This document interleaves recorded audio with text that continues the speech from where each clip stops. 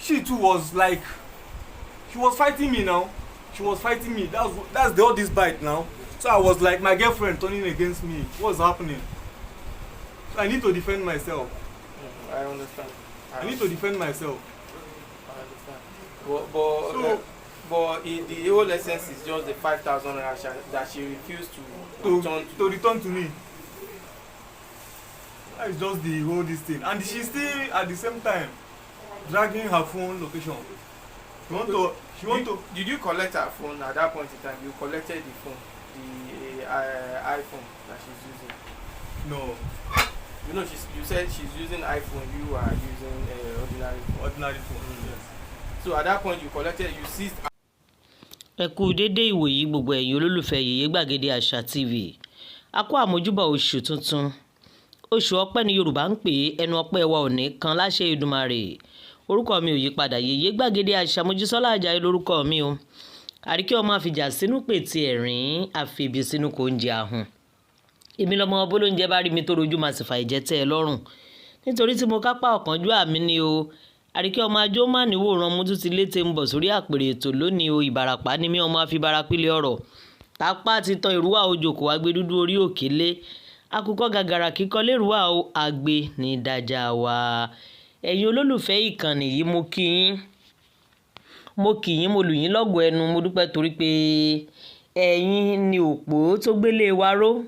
Ẹ̀yin lè jìkà tí ò jáṣe ó yẹ̀bọ́ lọ́rùn wa. Ẹ ṣeun lọ́pọ̀lọpọ̀ ẹ kú àdúró tì wá ní gbogbo ìgbà.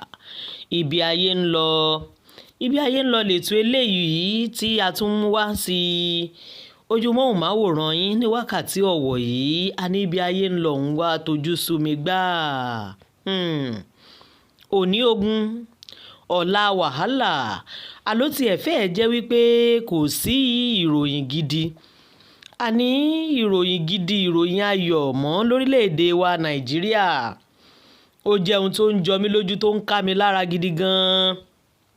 Nítorí pé orílẹ̀‐èdè tiwa fẹ́ di orílẹ̀‐èdè onírògbòdìyàn ní gbogbo ìgbà. Àní kò fi bẹ́ẹ̀ sí ìròyìn gidi tàbí ìròyìn ayọ̀ kankan ní orílẹ̀‐èdè Nàìjíríà lọ́wọ́lọ́wọ́ báyìí o. Òní wọ́n pààyàn, ọ̀la wọ́n fèèyàn ṣètùtù ọlà, ọ̀túnla wọ́n mà pààyàn kan ṣoògùn owó ńlá ń gbọ́ ní gbogbo ìgbà.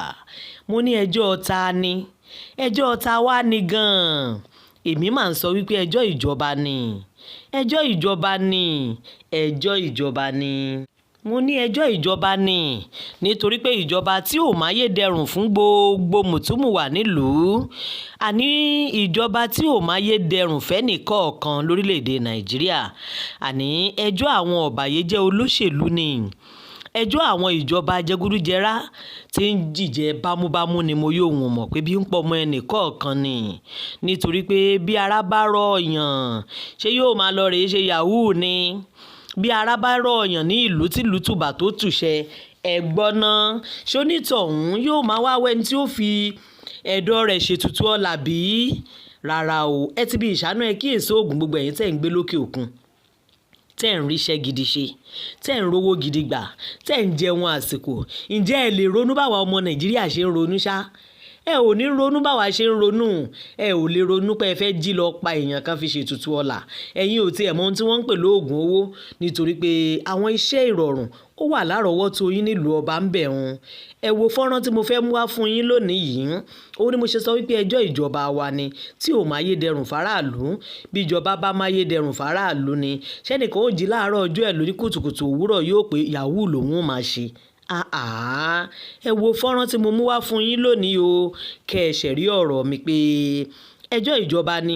Ẹ ṣẹ̀rí ọ̀rọ̀ mi pé bílù bá dáa, ẹnìkankan ò lè máa ṣe yahoo. Ẹnìkankan ò lè máa jí kó lóun fìgbà kan wóògùn owó káàkiri. Débi pé yóò wá mú odidi èèyàn yóò wá fi ṣètùtù ọlà. Ìbẹ̀rẹ̀ ìta mú wá fún yín kọjá lórí ètò Ibi Ayé ń Lọ. Ṣé bẹ́ẹ̀ rí wọn? Odidi páìtọ̀. Ìbẹ̀rẹ̀ rí ohun tí wọ́n ṣe. Ìmí ìmàtúrè o. Ọmọ yahoo tó mú àfẹ́sọ́nà rẹ̀ tó lù pa. Ó lù pa pátápátá ni. Ó lù pa débi pé kò mí mọ́. Nítorí kíni? Nítorí owó. Ó lu àfẹ́sọ́nà rẹ̀ pa bámúbámú. Àmọ́ síbẹ̀síbẹ̀ náà díẹ̀ lọ́wọ́ ọmọ tó yọ ọmọ burúkú o àní púpọ̀ lọ́wọ́ àwọn òbí tó bí ẹ wo bí ọmọ yahoo yìí ṣe fi ẹ̀mí àfẹ́sọ́nà rẹ̀ ṣòfò dànù. Ó mà ṣe o nílùú tó lọ́ba tó níjòyè ṣé bá a ṣe máa bá a lọ rèé ṣó yẹ kí kinní ọ̀hún máa kọ̀ǹtínú báyìí ni ẹ̀yin èèyàn mi ẹ jẹ́ n fi fọ́nrán ọ̀hún sílẹ̀ kẹ́ ẹ wò ó kinní ọ̀hún ń ṣe mí ní kàyéfì ó ń dùn mí ó sì ń ka mi lára gan-an ni bá a bá pé Yorùbá nation la fẹ́ àwọn kan ò ní agbẹnusọ ọ̀hún àmọ́ ṣé tìlú bá ń rí báyìí lọ ṣó dáa ṣó bójúmu ọmọ yahoo tó lu yahoo rẹ̀ parẹ́ o ojú rẹ̀ lẹ́ ń wò ó nínú fọ́nrán yìí ẹ máa rí wò ẹ gbọ́rọ̀ lẹ́nu tiẹ̀ gan pàápàá ẹ jẹ́ n fi yín sílẹ̀ pẹ̀lú fẹ́ràn òun kẹ́ ẹ lè rí wò dáadáa. She too was like, she was fighting me now. She was fighting me.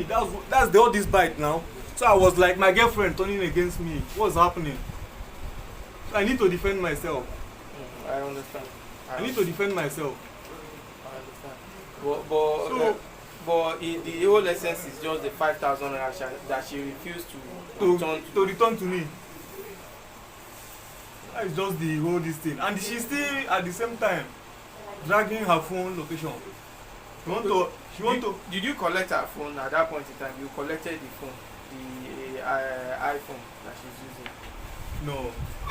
You know, you said she's using iPhone. You are using ordinary phone. Ordinary phone. Yes. So at that point, you seized her iPhone. You understand? Probably for her to refund or return your money. So I just collected the thing. Give me my this thing now. Give me my 5,000. Give me my money now. That kind of thing. Okay. So she was like, why they do like this now? You understand? Which location they? Why they do like this? Who the people where they are? That kind of thing. She started like do video. She can't do video as she they drag with you. She can't do video. Video. And you said she don't do video. How she won't take do video now? Okay. She don't do video now. How she won't take do video? When they say we just there on bed like this, they talk normal. How we won't take do video? That's what I'm saying. That when you guys are dragging it, when you collect her, I'm not even interested. I'm not even interested on the phone. You understand? Because I'm only interested on the money. It's only the money I'm interested on. Because people will come gather outside. Me, I want to eat self. But why are you trying to avoid people in the first place? You know, you say you don't want those people to know your location. You don't want them to. Why are you? You say those people outside. You say you have spotted some people with different new faces, and you don't want them to know your location. And the lady is trying to do things that will make them to know your location. Why are you avoiding them? Me? Don't worry. Hey, sit down. It's me. The location. But to be precise with you, I'm not the killer for the girl. If I am the killer for the girl, I wouldn't have accepted to even come to this place. No, it's not clear to people. I understand what you want to say, but you can say it in a clearer way, just like you told us the other time that you killed her. When police came, when they involved police, there was like this guy, the man Amsterdam, that agent that hand over this thing to me. He know me because I live with him. He know they there. So he was like, and that very morning where where the incident happened, that very morning that incident happened, as we there inside, the very morning where me with Tolu, they inside, somebody come they knock. The girl was like, may I tell the person say they alarm. Unfortunately, I discovered that it was the security guard. You see, I'm not interested in those ones. What I ask you is straight. Did you regret your action? I regretted it from the deepest part of my heart. Now, what advice do you have for people who may want to go into a fight and kill their girlfriend? The advice I have for them is that this life is vanity. Because to end the soul, there are a lot of forces inside. No matter whether you are the killer or you are not the killer, to end the soul, to end the living, it's not good. And I felt it so bad, deeply inside my heart. That's why I accepted to come here. So let her spirit vindicate me if I'm the killer. No, it's not now. They don't cut her off. When they don't cut her. Why? Your name. Not be pretend. Your Eh? name. Your name. My name. My name is Obeta John. Okay, John. State. Okay, where are you from, John? Where in Enugu? Suka.